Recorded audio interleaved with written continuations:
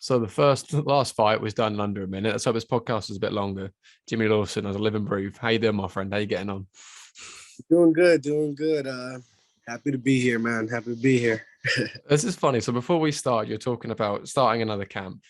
But realistically, a fight like that, you haven't really had the fight yet almost. So you're still in that peaked camp part. So what do you do now? What's the layoff period from that kind of finish to starting a new camp? What's that bit in between been like? Well, to be honest with you, I probably would have got back in the cage like a month right after that fight. I had messed up my hand, hitting them. Obviously, I didn't fight long, but I messed up my hand, so I needed some time to let it heal. But like in a situation like that where I'm not really, if I went out unscathed with no hand injuries or nothing like that, I probably would have been trying to hop back in the cage in a month. I want to get to the next level. So right now it's important for me to stack fights. And that's really what I'm trying to do right now. I'm 29, about to be 30 next month. So I just want to get in as many fights as possible to get that experience and get to that next level. That's the thing with the smaller gloves. They're not that great for protecting yourself. And this is what people get mixed up with gloves. They think the bigger glove is to protect the opponent. No, it's protect your hands. Like if you see in Bellator, Lou Long, I think one of the welterweights, I had him on the podcast, he actually broke his glove, hit someone with a hook. I've never seen that before. The actual thing split open and like the padding came out. I think that is absolutely crazy. Like, because bear in mind, so my Thai boxing coach said this to me, that if we all respect our hands, like workmen respect their tools, we'd be in the sport a lot longer. Like, have you had this sort of a consistent injury with the hands at all? This is the first time it's flared up. This is our first time for me. I have teammates who've dealt with hand injuries. I guess it's just as common in this sport, just like in boxing.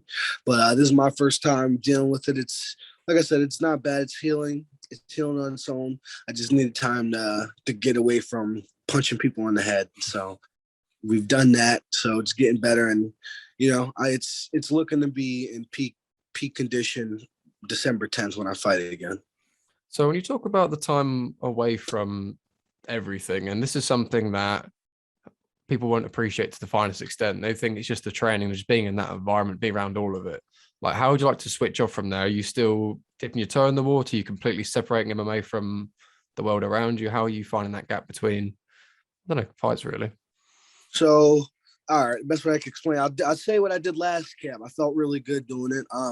So last camp, immediately after the fight, me and my girlfriend took a trip for a birthday. But I mean, I think there's going to be a common trend. We took like a hiking trip. Went to Moab, Utah. So I was able to decompress with. Bless you. Thank you. I was able to decompress with some nice hiking. I got to do a lot of sightseeing, so I was able to keep my body active. I don't think you should ever just sit on the couch and just eat whatever. I think active recovery is the way to go. So I mean, as I'm getting old, I'm starting to appreciate different things. Definitely nature. Definitely hiking, something I like to do now. So I think those are pretty good ways to decompress. I was able to do that, be able to sightsee and stuff like that. And then by the time, like 2-3 weeks later, I was able to get back in camp, and I had the itch to get ready to fight again. So I mean, that's how I choose to decompress in between fights. So with the hiking anyway, the nature of what that's like in sort of lower fatigue, a lot of, I don't know, more just being out and about. Would you do that during a fight camp when you're in like a bit of a burnout phase, or would you just keep that as a separate thing, just to keep it completely separate? Oh, I would definitely do that during fight camp. One of my teammates from California, Kyle Crutchmer. I don't know if you're familiar. We used to go hiking all the time. During and between the AKA practices out in California. So that's kind of where I picked it up from. And it does give you that fatigue. It gives you that tire where your body's wearing on you, especially if you get a good hiking trail and you're on that thing for like an hour or so. I suggest everybody to go hiking. It's definitely a different level of experience, and definitely something that can take your cardio to the next level. You see a lot of athletes, especially at the higher level, doing a lot of hiking, just a separate, almost like a hobby, like a bit of a detox, really, especially in the age of social media. And something I'm sure you deal with as well is a constant who's doing what. I'm not doing enough. There's always more. You see someone training, they just had a sparring session. You've had 3 sessions today, but now they need to do 4 now. Like, you're always over fry. So just completely zero technology, back to basics is definitely important to ground yourself. But one thing I did see on your Instagram was a bit of One Piece, a bit of the anime. Is that still an interest of yours? Well, I'm current on One Piece. My man, my man. I'm very much an anime buff. I have my few like real live TV shows I watch. Like Game of Thrones is one of my favorite ones, but I'm pretty much all anime unless it's a TV show that catches my interest. I watch a lot of anime. My favorite being One Piece currently, and all time being Cowboy Bebop.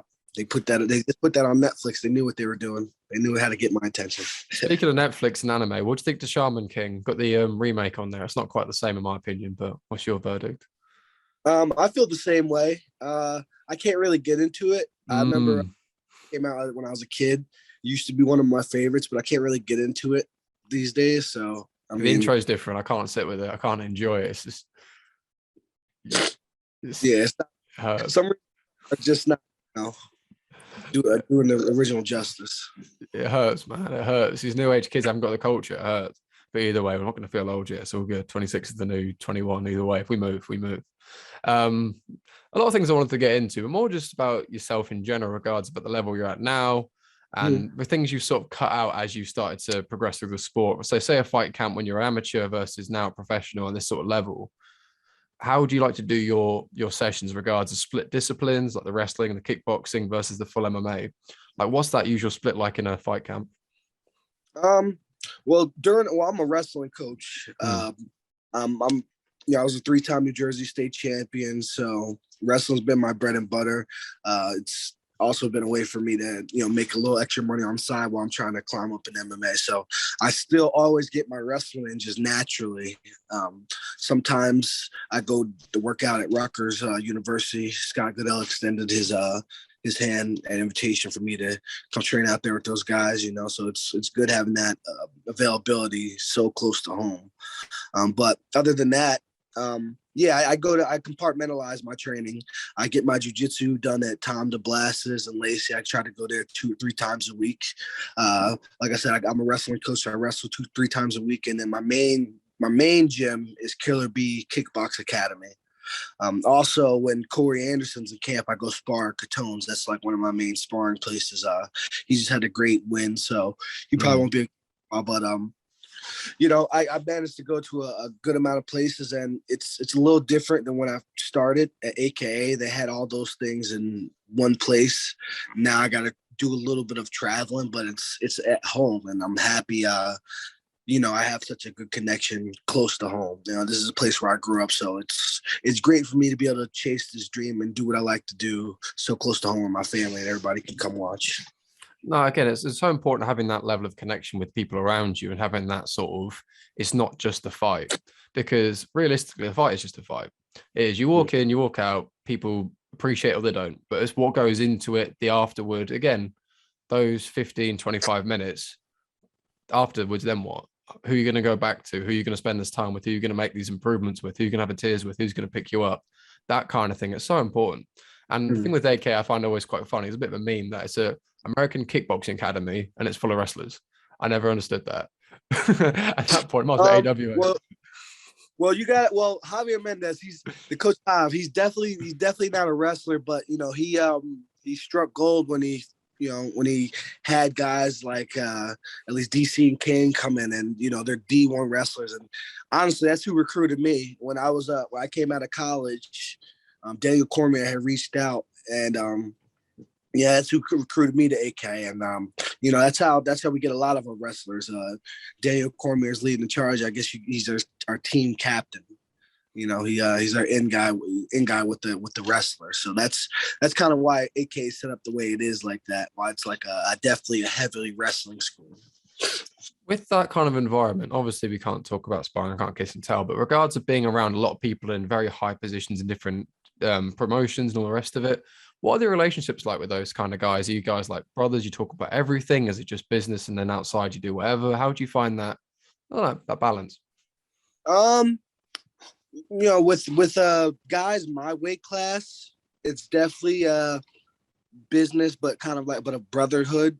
It's different, especially in this sport.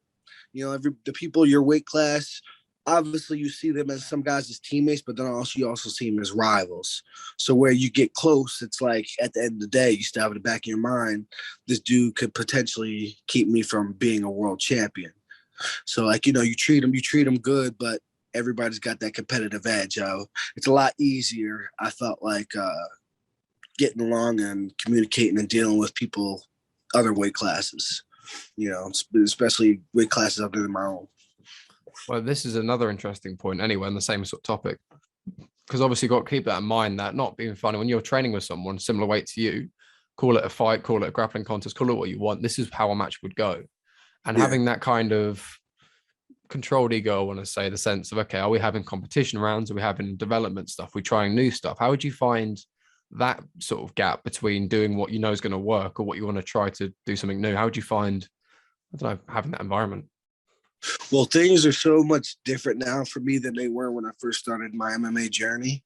When I first started sparring, everything was like trial by fire. Honestly, I talk about my MMA career and how I started. I feel like more so than any other fighter, my weight class I've been in. That's why I feel so confident in what I am able to accomplish, because I don't think any other fighter was forged, at least heavyweights, was forged in fire quite like I was when it came to sparring. When I first started MMA, I was training with DC full time, getting him ready for both those first two Stipe Miocic fights. For Kane for about a year when he came back, I was training with him, getting ready for Francis Ngannou. And then Arja St. Ballard, the current ONE FC champion, I had a lot of training sessions with him, and Bagoy Ivanov, another top UFC heavyweight. So, all my training partners were of world-class level. Yeah, so, I had to either raise to the occasion or, get beat up. Thankfully for me, I'm a gamer and I'm a competitor. And, there's not too many moments that are big for me at this point. I've seen it all being a Penn State wrestler and winning all I did in high school. So for me, it was just really just learning the skills and gaining the experience. And I think now I have that. And, I know I'm destined to be a world-class and prize fighter. It's just, time is just what I'm waiting on right now. Mindset is so important, especially at the heavier weights as well, because you see it. A lot of people who see a heavier weight, they're normally the biggest guy in the gym. They're used to always winning the rounds, coming to go easy on people all the time. When the fight comes there and then, they take a big shot or something happens, doesn't go their way, they crumble mentally. They just completely give up. Whereas obviously like yourself, one with a wrestling mentality of always staying on top, this kind of idea of just work, sprint, push, grind. Doesn't matter if it's bleeding, if it's broken, just keep pushing it, see what happens. And then obviously the sparring that encourages a lot more of the proactive reactions, I want to say, opposed to the negative ones. And it's a very interesting sort of concept. Like when you walk into a fight now, obviously nerves and adrenaline is a natural sort of response, but what gets you to the actual fight at that point in the changing room about to walk out? What is that moment? What is your reference point to say, do you know what, I've got this? Well, for one, I look at it and think about like who I am as a fighter and the time I put in my craft. For one, no one's taking me down without wearing out a significant amount of their gas tank. If they get me to the ground, that's cool, but you also got to hold me down. I'm also a high-level jiu-jitsu guy, so, go ahead. Go ahead, use your energy if you think you can hold me down and it's going to benefit you. And then on top of that, with those fighters that I named previously, yes, those guys are wrestlers, but as we've seen in their careers, they're also really high-level strikers. So when it comes to going against, especially guys at my level, no one scares me. I feel like my skills can definitely improve in the striking department, but I hit as hard as they come. So I'm not really worried about anybody. As much as someone can hit me, they're gonna have to take the same shit they dish out. And that's just my mentality on it. I'm not no soft heavyweight. I don't get intimidated by guys. I'm not scared of nobody. If the same force you hit me with, you're gonna have to be able to take yourself. And that's just my mentality on it. That's how I was raised. Even I'm scared, and we're like, I don't know how many miles away. That's fine. One thing I wanted to sort of get into with this whole thing. So you're a purple belt under Tom DeBlas, and that's a very interesting person to train under anyway. He's someone on social media who's very philosophical, I want to say, a very much a thinker in the sport, opposed to someone who just goes through the mentality, the same old stuff. Mhm. Do you speak to much about things outside of training, way to manage sort of personal things and bits and bobs? Do you speak to much and that kind of stuff? Absolutely, absolutely. Tom's a great dude, a great mentor for me, especially in his jujitsu. He gets how I am. I come from that aggressive thinking type of school, and so a coach like him with his approach to the game works for me very well. And then also, he has other layers about himself. Like, whereas, a lot of people see me as this big athlete, this big savage athlete. I also have another side, just a regular side where I'm approachable, talkable, you know, talk about things that, I guess concern like with mental health, just make sure I'm good. And that's how I talk with my friends, make sure they're good, because you never know what demons people are dealing with behind closed doors. And if those demons are unaddressed, how can you have success and constantly get better? I know for myself, there's a lot of things I deal with in life on a daily basis, especially at an older age, that can distract me from getting my goals. But, I've been able to compartmentalize and just sit back, relax, take a deep breath, and be able to refocus myself on what's important. And I think a lot more people should do that, especially in this sport where it's so hard to go into a fight with other things on your mind. It's different than other sports. It's just you and the opponent. You make one bad mistake and it could be over for an early night for you. But even then, there's so much in that. One thing I wanted to sort of go over again, obviously, I think you don't want to talk about is absolutely fine, but regards of managing your own mental health and your own well-being, obviously, when it comes to being a fighter, outside of the actual being the athlete, is being to be shown that kind of that strength, that courage, that kind of confident figure. Do you feel comfortable being able to talk about your mental health, albeit in different areas and different sort of around different people almost, whilst retaining that level of, I don't know? Absolutely. I'm not calling anybody anything, but I'm very much not fake. I'm not afraid to address some of my things that I wouldn't consider my strong point. I guess you could say it's a weakness, but I mean, I'm very aware of, my emotions and how I feel and how I think, because they coincide with how I feel and how I train in the gym. I think a lot more people shouldn't be afraid to attack that. I feel like if they attack that and address those issues that they have with their mental health, I feel like you'd be a lot better for it. I mean, none of us are perfect. A lot of us have our own problems behind the scenes. If you read some of the biographies and listen to some of the biographies of like some of the greatest athletes of all time and some of the problems they were dealing with behind closed doors, it's human nature. It's what you go through. I mean, nobody's I guess resistant to this. So, it's just something that I think we all should address. I think it'll make us better people for it, and especially when we take time to understand each other. Well, definitely. And again, the whole conversation comes down to you'd give your physical injuries that kind of respect. Why wouldn't you give your mental sort of issues the same kind of attention? Why would you ignore the fact, you've got this looming sort of figure or this kind of suffocating feeling? Oh, no, that's absolutely fine. But if your ACL went snap and pop and crack, you think, what, maybe have a conversation with someone at some point. But this is where it gets very interesting. And one thing I wanted to ask you on that, obviously being someone who's a very natural fighter, someone who's very happy to go toe for toe, this kind of mentality, I can only imagine that over time it's taken to get that happy medium balanced and controlled, but also have potential. What advice would you give to your younger self when it came to sort of mental sort of frustrations? Were you someone who used to get quite angry? What advice can I get to my younger self? Take time to realize not everything everybody says to you is an attack.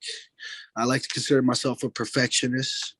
I mean, clearly it's up for debate, whatever, depending on who you talk to, but I like to consider myself a perfectionist, especially in my respective sport, which is now MMA. I want to be the best at every single position. A lot of people say that, but I do, I don't always commit as much as I should in those spaces, but I always get grappling sessions and I always get my striking sessions, and I just like to compete. I like to compete more than I like to learn technique. So somewhere along there, I catch up.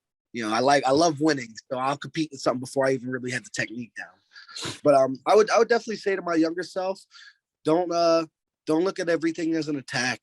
Take time to sit there and really break down what someone's saying to you. You know, sometimes people could see shit in you that you can't see in yourself, but also you got to remember sometimes information that, you know, might be hurtful to you might not be coming from a source that's very informative on the situation. So before you let what someone says weigh heavy on you, you have to understand if, you know, one, they might not even be qualified. So you can't really take what they say to heart in the first place. Or on the opposite side, maybe you just in your feelings about it, and maybe they're really trying to help you. It's all about that productive criticism type thing, you know, because that's where I feel like I struggle an athlete who's come from a high level. Like, you know, you think, at least at the time when you're still in that ignorant phase, you think everything you do is right. And the minute someone starts questioning it, you start getting defensive and, you know, feeling some type of way about it. But I think it's just taking that time to wait and see what someone's saying and really break it down before reacting to it. No, I like that a lot. Again, the nature of what you're doing there is something so personal to yourself, a sport that, you know, is your career, it's your lifestyle. To be able to take that step away, that's not you, it's the individual. It's someone making that movement isn't correct if you're going to try and do this one. Again, taking that step away from it is so important. And again, much like yourself, again, having similar things myself where you think, okay, I know that, I've got that. Coach showed that, I repeated it, I know exactly what it is, but someone's like, you're not doing that right. Oh, nah, you're wrong. No. And then you're not getting people anymore with it because you didn't make the amendment. It's like, okay, maybe he's got a point, but let's not tell him. Let's just see if we found out anywhere on YouTube or something. We won't give him a satisfaction. But this is something interesting though. You're sort of talking about that competitive drive outweighing how do I explain it? It's an interesting one, having that kind of need just to, like, you know what, it might not be whatever it is, like, you know, we're playing, I don't know, Mario Kart or something else. You're just so, I've got to win, like, I haven't got to be the best, just I've got to win. I got that mentality at a younger kid, at a young age. You know, growing up, I was like very much a hothead, like you said, and I'm a little bit of a black sheep. I was a soloist. I didn't really like following the groups. The groups would go right, I'd go left.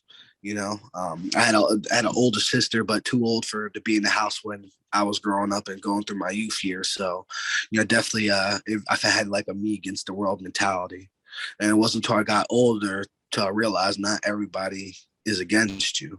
But I still, from years of having that mentality, you know, built that chip on my shoulder, which is like, you know, when I go into every fight, you know, now it's not as realistic as it was for me as a kid, you know, but now that's like what drives me, because, you know, a lot of my family and stuff does want me to win. They do want me to succeed.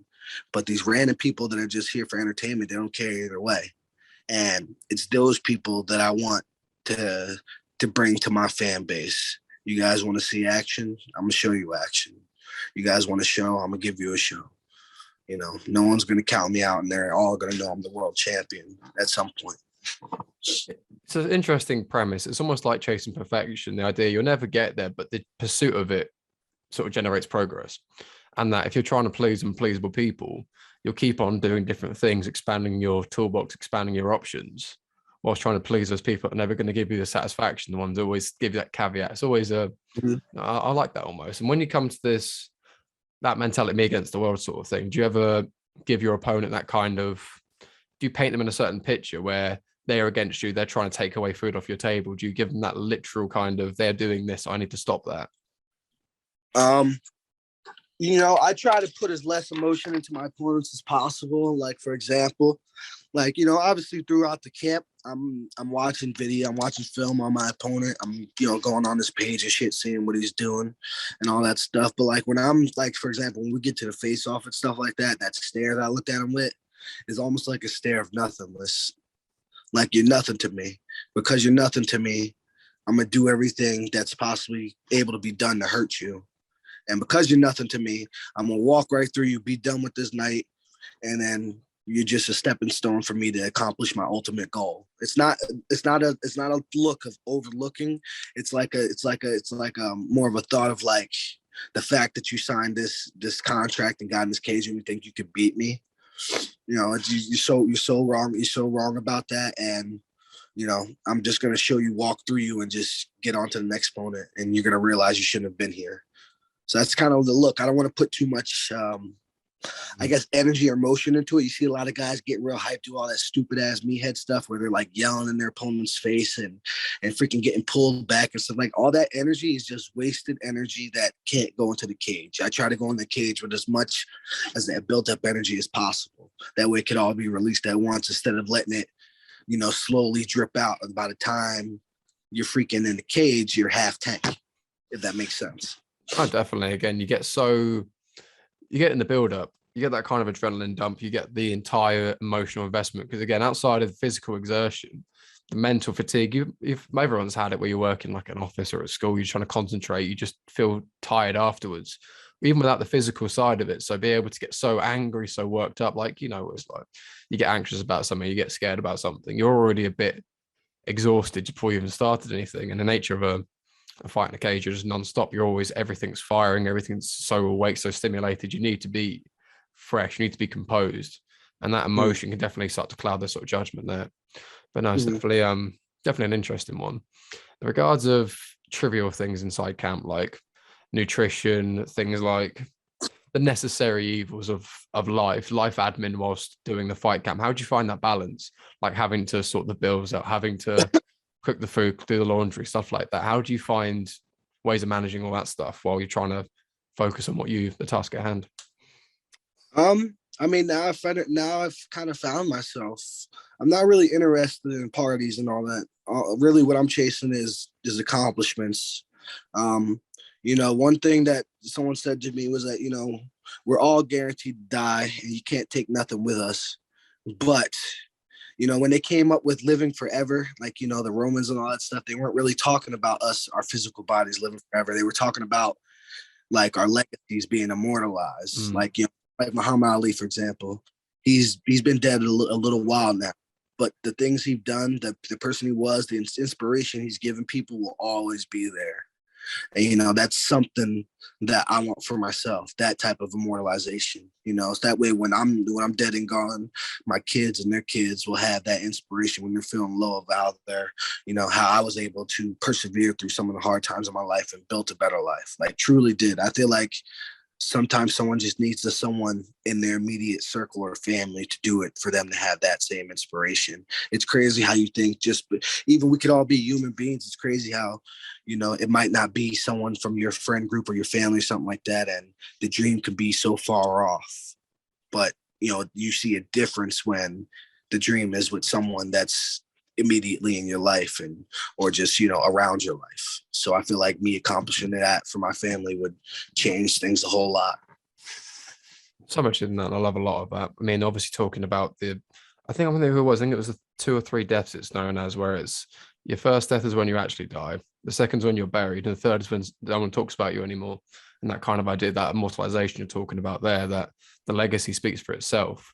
It's not the physical entity having to be there. You knew about Marcus Aurelius, you know about Julius Caesar. You don't have to see them to speak to them to know who they are and what their essence was.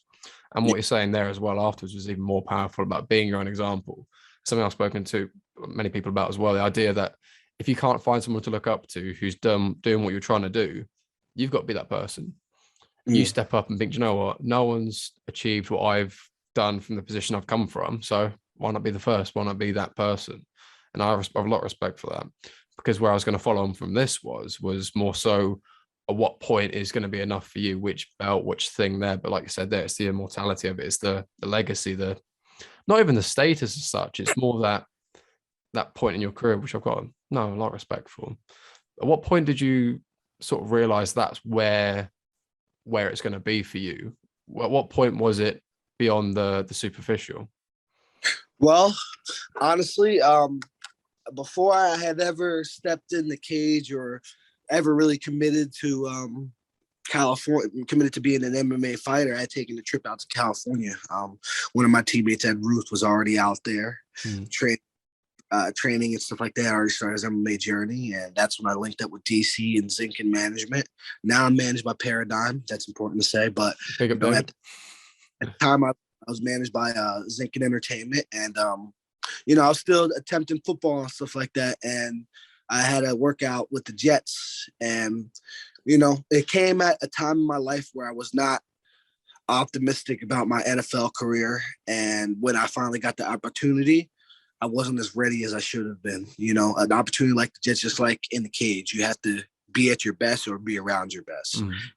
That so it didn't work out for me, and at that point, I decided to move on. Fast forward to 2019, DC's getting ready for the Stipe Miocic fight the first time, and it probably was about a month into that camp. Mind you, I'm a kid that's just coming out fresh. Like, yeah, I've been signed to these dudes for a few years, but I'm just coming out fresh. And one of the greatest fighters in the world at heavyweight is getting ready to fight the all-time greatest heavyweight statistically for the UFC in Stipe Miocic. And going through that camp, seeing myself within that short amount of time gain levels and being able to actually compete. I'm talking about DC's throwing like the whole shit at it. He's hit me with some of those punches he hit Miocic with in that first fight and put him down with. So he's throwing the kitchen sink at me, and me being able to climb levels and at times fight back at the same level just from the natural fighting ability I have.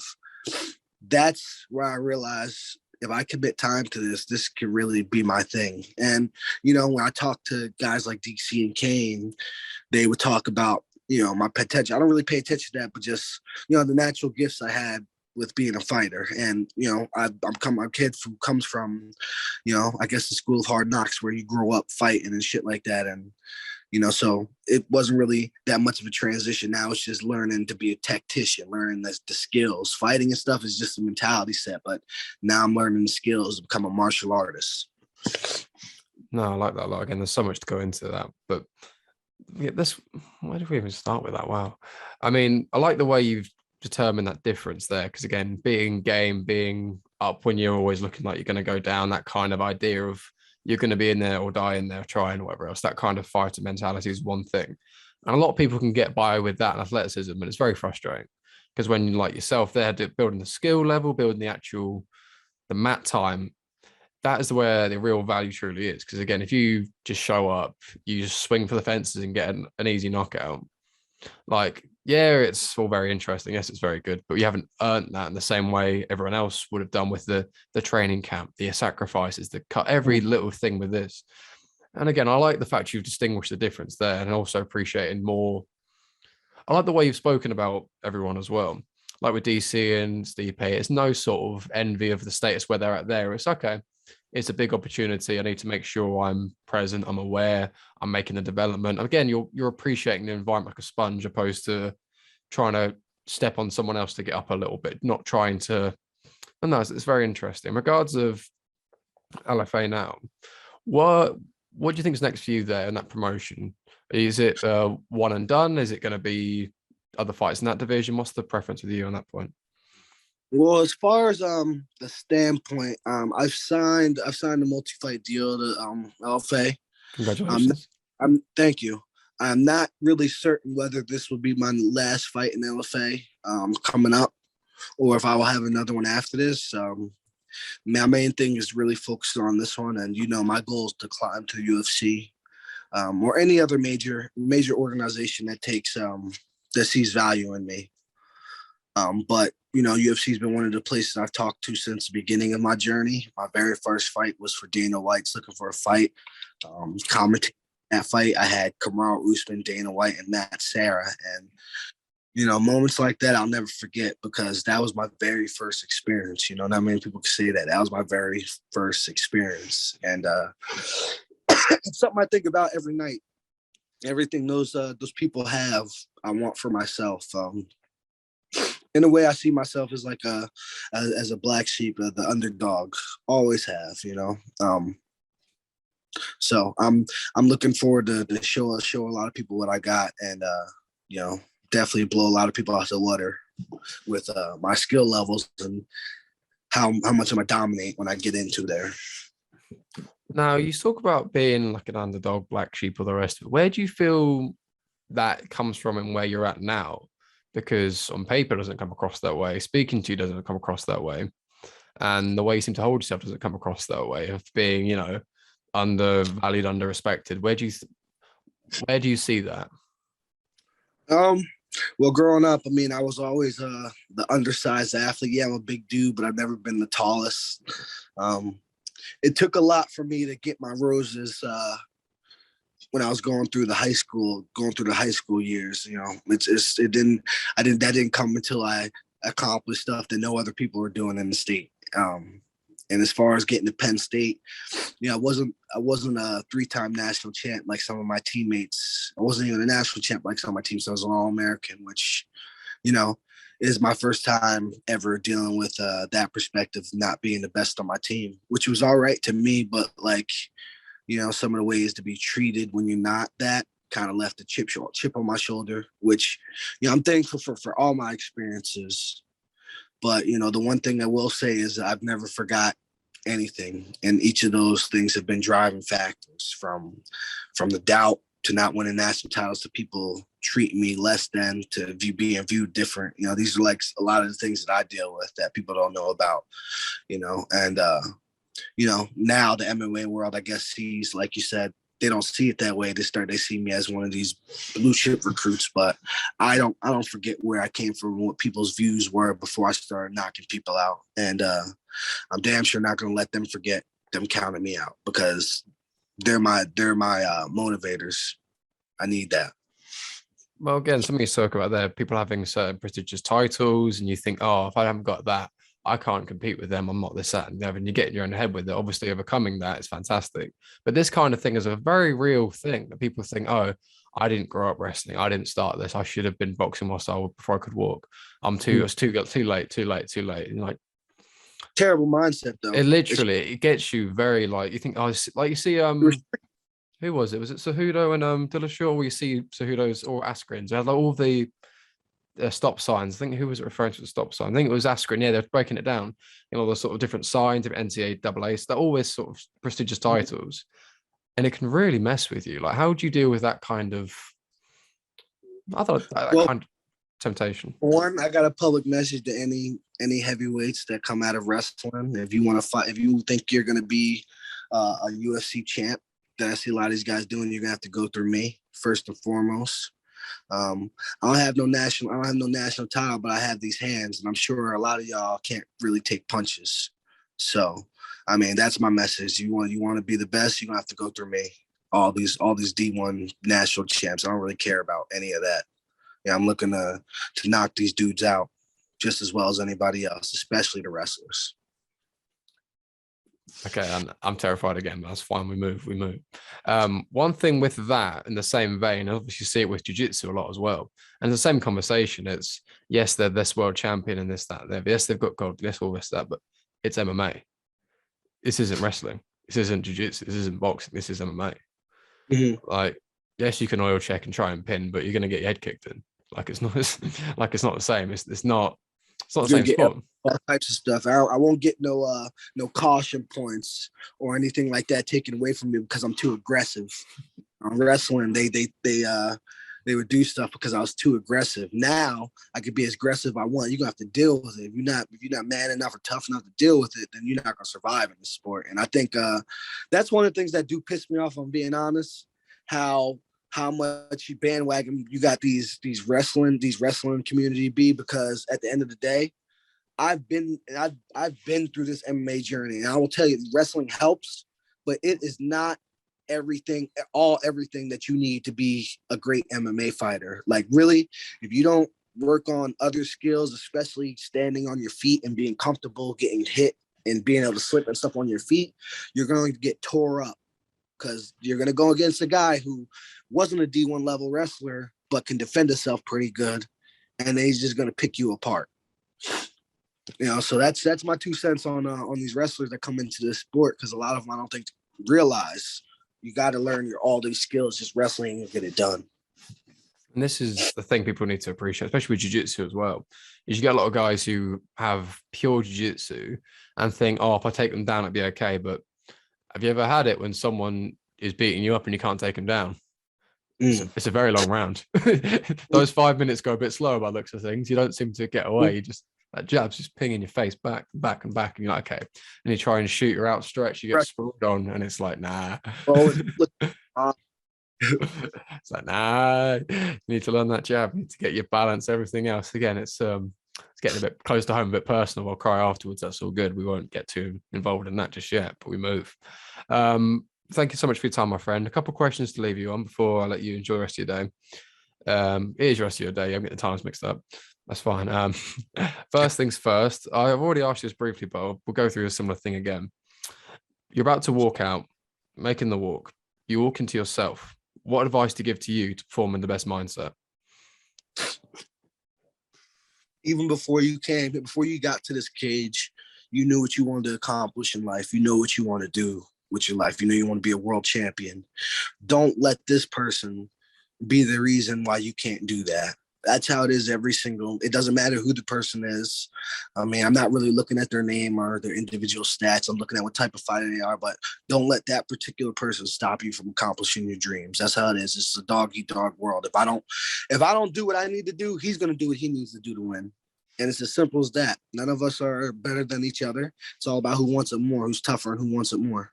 I don't look at anybody as too hard of a mountain to climb or someone that's easily to step over. You know, I look at them as someone that's just like me, and I'm gonna have to mentally break them and go through them to get what I want. Again, very powerful kind of. Before I go into the next question, I like that a lot, because a lot of what happens is you see this figure, this person with this record, this level, and this person unstoppable, unbeatable, but being able to humanize them and just breaking it down to the bareback. Yes, you've got these titles. Yes, you've got this. Yes. But in that cage, you have the 4-ounce gloves on, your mouthpiece, your box, and that's it. Now what? You've got to be able to then. It's the old, I think it might be me. Is it Tom DeBlas or is it Hoist Gracie, the one, the black belt only covers 2 inches of your ass? You've got to cover the rest of it. That kind of idea that you've got to back it up every single time. But no, I like that a lot. Bit more of a fun one. After a fight, celebrations, what is the food? What is the junk food? What is the, the celebration? There's the smiles. There we go. I guess my guilty pleasure is I like buffalo wings. And I kind of lean towards that because I eat a whole bunch of buffalo wings, and I got a fat kid kind of persona. And someone stuck with me like, you know what? The buffalo wing, all that stuff's not the best for you, but guess what? It is lean meat. Lean. I'm trying to justify it. That's always a questionable one where it's like, oh, it's protein. McDonald's has got chicken in it, so it's all good. I took that and ran with it. So that's my guilty pleasure. I'll go post up somewhere with some good sports on and eat some wings. Oh, the absolute dream. And last question, a day one beginner walks in the gym full of ambition, wants to go after everything. What advice do you give them to get started on the right foot? Work on the basics, make the basics, master the basics, and then move on to the advanced shit. Go in the gym. Don't go in with a cocky mentality. Don't go in with a mentality that you're going to beat everybody up, because you got to understand something, like you don't know anything. Don't make a person that knows a lot more than you come out of his shell, and then now all of a sudden, instead of it being a learning experience, he's now fucking you up because you wanted to try to prove your strength before you could even crawl in the sense of the words for MMA. So I think humble yourself and be ready to learn and open your mind to learning, as well as being smart enough not to challenge everybody in the gym before you learn your skills. Because that's the one thing I see a lot of people do. And then, that experience can kind of turn them away. But it's like, you can't get mad at the experienced vet. You shouldn't have been throwing full speed punches and kicks like you're trying to knock him out, trying to prove a point to us. But I think that's one of the things a lot of new guys come in the gym, especially since, this is an alpha male sport, a male full of egos and stuff like that. And, not everybody has their egos and stuff in check. So I think you got to be just careful of that type of thing. I feel like it's sort of lost in translation sometimes, of fight or flight mentality, that you're nervous, you're scared, you're in this environment, like you said, full of alpha males. Mm-hmm. And it's almost like protecting themselves out of something that isn't a threat yet. That people who are like, I'd imagine if we sparred, you wouldn't try and knock me out. I'd like to think so, but we'll see what happens. But I just call you out, to be honest with me. That's the thing. For me at this point, unless I'm sparring hard, I'm just trying to tire out, just do things to make you uncomfortable. at that higher level, there's like certain things that guys do that just it takes you off your game. It's where I'm at right now, where I'm learning at right now. But just things that they're grabbing you, they're grabbing that lead hand, you're snatching back that lead hand, so it's throwing you off of like range finding with your jab. Just I'm not gonna go into detail on Yeah. there's a Little lot of stuff. things, little nuances. Yeah, you're sort of learning extra parts of the year. I see what you mean. And this is, I don't know, it's an interesting development because ultimately this is where I feel a lot of fighters initially get sort of arrogant. So if you get the basics to a certain standard, got a few advanced things, and then it's just repeat instead of, oh, how does this work? How could I get this to work? Instead of asking those questions and exploring different avenues, they just think they already know how to fight. So they just have to get in shape. And that's when it gets very dangerous. But I'll let you enjoy the rest of your day, my friend. Thank you so much for your time. Regards to people reaching out to you social media wise, where can they find you? You guys can find me at Jimmy Lawson _III on Instagram. It's also Jimmy Lawson I on Facebook. We don't have a Twitter yet, but we're getting there. Thank you for having me, man. It's been a pleasure being on this podcast with you. It's been an absolute pleasure, my friend. Thank you so much for your time. Any sponsors you want to shout out to? Anyone in particular? Not in particular, but shout out to my team, the home team. Shout out to Jersey. Shout out to Paradigm. Shout out to Killer B. Shout out to Tom. That's pretty much it. Well, thank you very much for your time. Shout out the podcast sponsors. We got the English Hypnotists. We talk about mindset all the time. Richard Hart's Game Changing. I've used him the last few camps. And again, he's just a person who just gets it. We talk about mindset a lot, and those sort of things are invaluable. So check out the English Hypnotist, Richard Hart, and Good Performance Nutrition, affordable nutrition products. Dan Good, former professional fighter, family-oriented person. Products are fantastic, affordable. So Good Performance Nutrition. Thank you so much for your time, my friend.